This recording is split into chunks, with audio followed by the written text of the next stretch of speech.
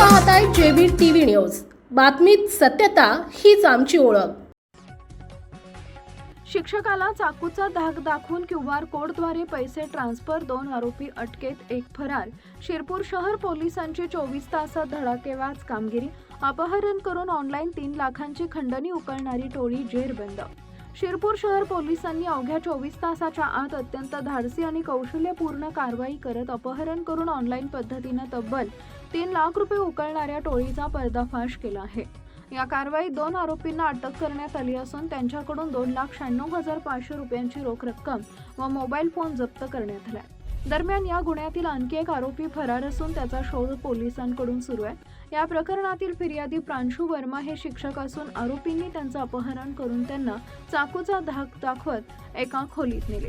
त्यानंतर क्यूआर कोडद्वारे त्यांच्या खात्यातून जवळपास 3 लाख रुपये ऑनलाईन ट्रान्सफर करून घेतल्याची धक्कादायक घटना उघडकीस आली आहे। घटनेची माहिती मिळताच शिरपूर शहर पोलिसांनी तातडीनं तपासाची चक्र फिरवत अवघ्या 24 तासात आरोपींचा माग काढला। पोलिसांनी पवन हटकर आणि वैभव सोनवणे या दोघांना शिंगावे शिवारातून अटक केली। त्यांच्या ताब्यातून 2,95,500 रुपयांचा रोख रक्कम तसेच गुन्ह्यात वापरण्यात आलेला मोबाईल फोन जप्त करण्यात आला। या गुन्ह्यातील तिसरा आरोपी बंटी उर्फ हर्षल बोरसे हा सध्या फरार असून त्याचा कसून शोध सुरू असल्याची माहिती पोलिसांनी दिली आहे। ही उल्लेखनीय कारवाई पोलीस अधीक्षक विशाल आनंद, अपर पोलीस अधीक्षक अजय देवरे आणि उपविभागीय पोलीस अधिकारी सुधीर पाटील यांच्या मार्गदर्शनाखाली पोलीस निरीक्षक किशोरकुमार परदेशी व त्यांच्या पथकानं यशस्वीरित्या पार पाडली।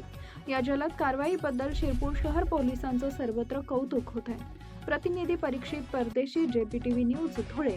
आपल्या परिसरातील महत्त्वाच्या बातम्या पाहण्यासाठी आजच आमच्या जेबी टीव्ही न्यूज चॅनलला YouTube वर सबस्क्राईब करा